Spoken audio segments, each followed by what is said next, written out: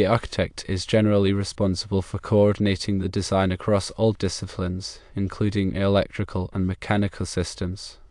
When discrepancies arise, like the reversed air conditioning unit locations on architectural and mechanical drawings, it typically points to a breakdown in communication. Determining responsibility for moving the unit and covering the associated costs hinges on the contract terms and the specifics of the situation. The party at fault usually bears the financial burden of correcting the error. If the architect's error caused the issue, they might be responsible for covering the correction costs. Conversely, if the contractor made the mistake, they could be liable for the expenses. To resolve such issues, consider these steps. Firstly, identify the source of the error. Determine whether the architect, the engineers, or another party introduced the discrepancy. Secondly, review the contract terms. The contract outlines each party's responsibilities and the procedures for resolving disputes. Thirdly, negotiate a solution. The involved parties should collaborate to find a fair, cost-effective solution minimizing disruption. Fourthly, document the agreement. Once a solution is agreed upon, record it in writing to prevent future misunderstandings. To prevent future issues, foster clear communication. Encourage open, regular dialogue between the architect, engineers, and contractors. This ensures everyone is aware of potential conflicts and can address them promptly. Also, implement thorough coordination. Establish a structured process for reviewing and reconciling all design documents before construction commences. Finally, use technology. Consider using software tools that facilitate real-time collaboration and document management to enhance coordination. In construction and design, several factors can contribute to errors and miscommunications, especially in complex projects involving multiple disciplines. These factors can range from human error to systemic issues within the project's organizational structure. Understanding these factors is crucial for implementing preventative measures and ensuring smoother project execution. One significant factor is inadequate communication. Lack of clear, consistent, and timely communication between architects, engineers, contractors, and subcontractors can lead to misunderstandings and misinterpretations of design specifications and project requirements. This can result in errors in execution, such as the incorrect placement of an air conditioning unit or other critical building components. Poor documentation control is another contributing factor. Inefficient management of design documents, revisions, and approvals can lead to confusion about the current design status. If outdated drawings are used, or if changes are not properly communicated and updated across all relevant documents, errors are more likely to occur. Design complexity can also play a role. Intricate and unconventional designs can increase the risk of errors if they are not thoroughly reviewed and coordinated across all disciplines. Complex designs often require a higher level of collaboration and attention to detail to ensure that all elements are properly integrated and that potential conflicts are identified early. Another factor is unrealistic schedules and budgets. Tight deadlines and limited budgets can put pressure on project teams, leading to rushed decision-making and inadequate review processes. This can increase the likelihood of errors and omissions in the design and construction phases. Additionally, changes in personnel can disrupt the flow of information and create opportunities for errors. When key team members leave or are reassigned, critical knowledge and context can be lost, leading to miscommunication and inconsistencies in the project's execution. Inadequate quality control processes can also contribute to errors. Insufficient inspections, reviews, and approvals can allow errors to go undetected until later stages of the project, when they are more costly and time-consuming to correct. Technology limitations can also play a role. While technology can greatly improve project coordination and communication, outdated or poorly integrated software systems can create barriers to effective collaboration. Incompatibility between different software platforms used by different disciplines can also lead to data loss and errors in translation. Human error is always a factor. Mistakes can happen even in the most well-managed projects. Fatigue, distraction, and lack of experience can all contribute to human error, particularly in tasks that require high levels of concentration and attention to detail. Differing interpretations of codes and standards can also lead to discrepancies. Architects, engineers, and contractors may have different understandings of applicable building codes and regulations, resulting in conflicting design decisions and non-compliant installations. To mitigate these factors, several strategies can be implemented. Firstly, improve communication protocols. Establish clear channels for communication and ensure that all team members are aware of the proper procedures for sharing information and resolving conflicts. This can include regular meetings, email updates, and the use of project management software to track communications and ensure that everyone is on the same page. Secondly, enhance documentation control. Implement a robust document management system to ensure that all design documents are properly versioned, approved, and accessible to all relevant parties. This system should include features for tracking revisions, managing approvals, and ensuring that only the most current documents are used for construction. Thirdly, promote interdisciplinary collaboration. Encourage architects, engineers, and contractors to work closely together throughout the project lifecycle. This can involve co-locating team members, conducting joint design reviews, and using collaborative software tools to facilitate communication and coordination. Fourthly, allocate sufficient time and resources. Ensure that project schedules and budgets are realistic and allow for adequate time for design, review, and construction. Avoid putting undue pressure on project teams and provide them with the resources they need to do their jobs effectively. Fifthly, maintain continuity of personnel. Minimize turnover among key project team members and ensure that new team members are properly trained and integrated into the project. This can involve developing onboarding programs, documenting key project decisions, and creating a knowledge base to capture lessons learned. Sixthly, implement rigorous quality control processes. Conduct regular inspections, reviews, and approvals throughout the project lifecycle to identify and correct errors early. This can involve using checklists, conducting peer reviews, and engaging independent consultants to provide objective assessments of the project's quality. Seventhly, leverage technology effectively. Invest in modern project management software and collaborative design tools to improve communication, coordination, and document management. Ensure that all team members are properly trained in the use of these tools and that the software systems used by different disciplines are compatible. Eighthly, minimize human error. Implement strategies to reduce human error, such as providing adequate rest breaks, rotating tasks, and using automated tools to perform repetitive or error-prone tasks. Also, provide ongoing training to ensure that all team members have the skills and knowledge they need to perform their jobs effectively. Ninthly, standardize interpretations of codes and standards. Provide training and guidance on applicable building codes and regulations, and ensure that all team members are aware of the proper procedures for interpreting and applying these codes. This can involve developing internal guidelines, conducting workshops, and engaging consultants to provide expert advice on code compliance. These measures can help to minimize the risk of errors and miscommunications in construction and design projects, leading to smoother project execution, reduced costs, and improved quality. When discrepancies arise between architectural and mechanical drawings, such as the reverse placement of air conditioning units, several steps can be taken to investigate the cause and determine the appropriate corrective action. Firstly, verify the accuracy of the drawings. Review the architectural and mechanical drawings to confirm that the discrepancy exists and to understand the nature and extent of the error. Check the dates and revision numbers of the drawings to ensure that the most current versions are being used. Secondly, consult with the architect and mechanical engineer. Discuss the discrepancy with the architect and mechanical engineer to gather their perspectives on the issue. Ask them to explain the basis for their respective drawings and to identify any factors that may have contributed to the error. Thirdly, review the project specifications and contract documents.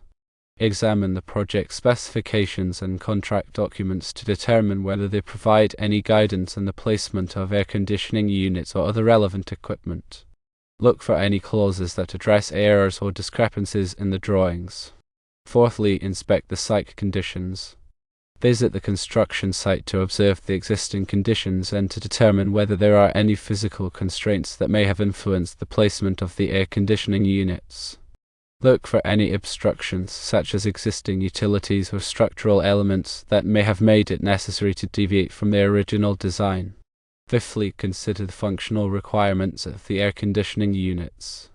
Evaluate the functional requirements of the air conditioning units, such as airflow, accessibility for maintenance, and noise levels, to determine whether the reverse placement would have any impact on their performance or operation. Sixthly, determine the cost and schedule implications. Assess the cost and schedule implications of correcting the error. Obtain estimates from contractors for the cost of moving the air conditioning units and determine how long it would take to complete the work. Seventhly, negotiate a solution with the involved parties. Work with the architect, mechanical engineer, and contractor to negotiate a solution that is acceptable to all parties. Consider the cost and schedule implications of the various options and try to find a solution that minimizes disruption and expense. Eighthly, document the agreed upon solution. Once a solution has been agreed upon, document it in writing and obtain the signatures of all involved parties. This documentation should include a description of the error, the corrective action to be taken, the cost and schedule implications, and the allocation of responsibility for the error. Ninthly, implement the corrective action.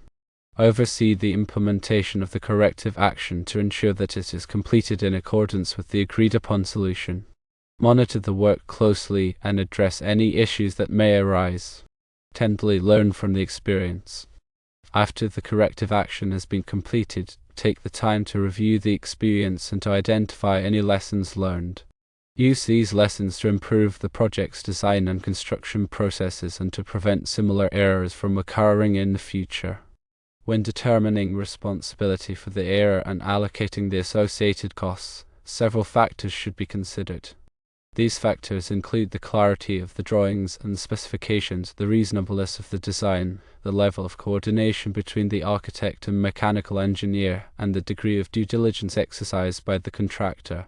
If the drawings and specifications were clear and unambiguous, and the design was reasonable, the contractor may be responsible for the error if they failed to follow the drawings.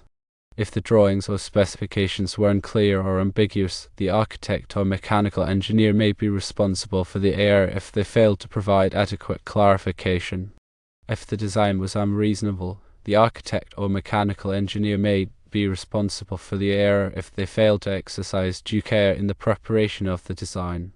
If there was a lack of coordination between the architect and mechanical engineer, both parties may be partially responsible for the error. If the contractor failed to exercise due diligence in reviewing the drawings and specifications, they may be partially responsible for the error. Ultimately, the allocation of responsibility and costs will depend on the specific circumstances of the case and the terms of the contract documents. It is important to carefully review all relevant documents and to consult with legal counsel if necessary to determine the appropriate course of action. In addition to the steps outlined above, it is also important to consider the potential impact of the error on the project's overall schedule and budget. Correcting the error may require rework, which can delay the project and increase costs. It is important to carefully assess the potential impact of the error and to develop a plan for mitigating any negative consequences. This may involve expediting the corrective work, adjusting the project schedule, or reallocating resources. It is also important to communicate effectively with the project owner and other stakeholders to keep them informed of the situation and to manage their expectations. By taking these steps, it is possible to resolve discrepancies between architectural and mechanical drawings effectively and to minimize the negative impact on the project. The costs of moving an air conditioning unit, especially when it's due to a design or coordination error, can vary significantly depending on several factors. These factors include the size and type of the unit, the complexity of the relocation, the distance the unit needs to be moved, and the prevailing labor rates in the area. Firstly, the size and type of the air conditioning unit play a crucial role. Smaller, residential units are generally easier and less expensive to move compared to larger, commercial or industrial units. Larger units often require specialized equipment, such as cranes or forklifts, to lift and transport them safely. Secondly, the complexity of the relocation is another key factor. If the unit simply needs to be moved a few feet on the same pad, the cost will be lower than if it needs to be moved to a completely different location, which might involve rerouting ductwork, electrical connections, and refrigerant lines. Thirdly, the distance the unit needs to be moved affects the cost. The farther the unit needs to be moved, the more labor and equipment will be required. Additionally, if the new location is difficult to access, the cost will increase further. Fourthly, the prevailing labor rates in the area influence the overall cost. Labor rates can vary significantly depending on the location and the availability of qualified technicians. In areas with high labor costs, the cost of moving the air conditioning unit will be higher. In addition to these factors, there may be other costs associated with moving the unit, such as the cost of permits, inspections, and engineering services. Permits may be required to disconnect and reconnect the unit, and inspections may be necessary to ensure that the work is done safely and in accordance with local codes. Engineering services may be needed to design the new ductwork or electrical connections. To get a more accurate estimate of the cost of moving the air conditioning unit, it is best to obtain quotes from several qualified contractors. The contractor should be provided with detailed information about the unit, the relocation site, and any specific requirements or constraints. The quote should include a breakdown of the labor, equipment, and materials costs.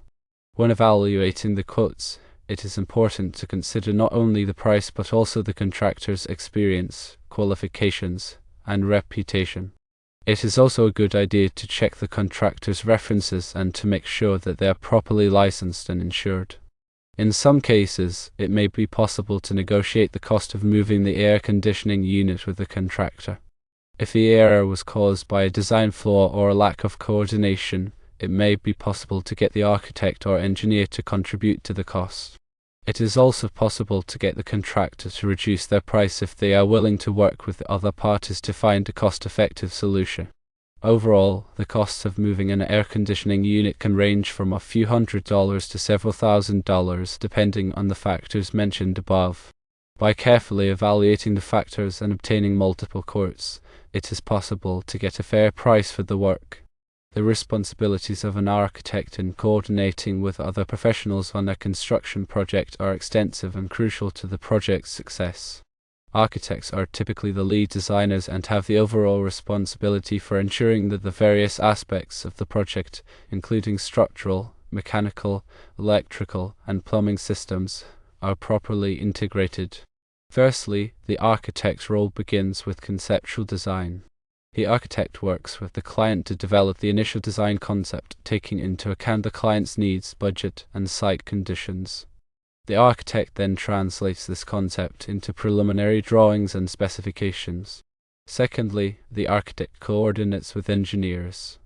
The architect works closely with structural, mechanical, electrical, and plumbing engineers to ensure that the building systems are properly designed and coordinated. This involves sharing design information, reviewing engineering drawings, and resolving any conflicts or discrepancies. Thirdly, the architect ensures code compliance. The architect is responsible for ensuring that the building design complies with all applicable building codes and regulations. This involves staying up to date on code requirements, reviewing the design for code compliance, and working with building officials to obtain necessary permits and approvals. Fourthly, the architect manages consultants. The architect may hire and manage other consultants such as landscape architects, interior designers, and acoustical consultants to provide specialized expertise on the project. The architect is responsible for coordinating the work of these consultants and ensuring that their designs are integrated into the overall project design. Fifthly, the architect provides construction documents. The architect prepares detailed construction documents, including drawings and specifications, that provide the information needed for contractors to build the project. These documents must be clear, accurate, and complete to avoid errors and delays during construction. Sixthly, the architect administers the construction contract. During the construction phase, the architect acts as the owner's representative and administers the construction contract. This involves reviewing shop drawings, answering questions from contractors, and conducting site visits to monitor the progress of the work. Seventhly, the architect resolves design issues. During construction, design issues may arise that require the architect to provide clarification or make revisions to the drawings. The architect is responsible for resolving these issues in a timely manner to avoid delays in construction. Eighthly, the architect oversees project closeout. At the end of the project, the architect oversees the project closeout process, which includes verifying that the work has been completed in accordance with the contract documents, preparing a final certificate of payment, and providing the owner with as-built drawings. In addition to these specific responsibilities, the architect also has a general responsibility to act in the best interests of the client and to exercise due care in the performance of their services. This involves providing competent and professional services, communicating effectively with the client, and maintaining confidentiality. When discrepancies arise, as in the case of the reversed air conditioning unit locations, the architect has a responsibility to investigate the cause of the discrepancy, determine the appropriate corrective action, and allocate responsibility for the error. This may involve reviewing the drawings, consulting with the engineers, and negotiating with the contractor. In some cases, the architect may be liable for the costs of correcting the error if it was caused by their negligence. To avoid such problems, architects should implement a quality control process to review and coordinate their drawings with those of other professionals. This process should include regular meetings, document reviews, and the use of software tools to facilitate communication and collaboration. Architects should also maintain a clear understanding of their responsibilities and the responsibilities of other professionals in the project. This can help to prevent misunderstandings and ensure that everyone is working towards the same goal.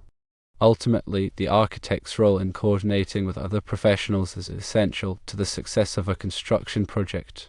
By fulfilling their responsibilities diligently and effectively, architects can help to ensure that projects are completed on time, within budget, and to the satisfaction of the client.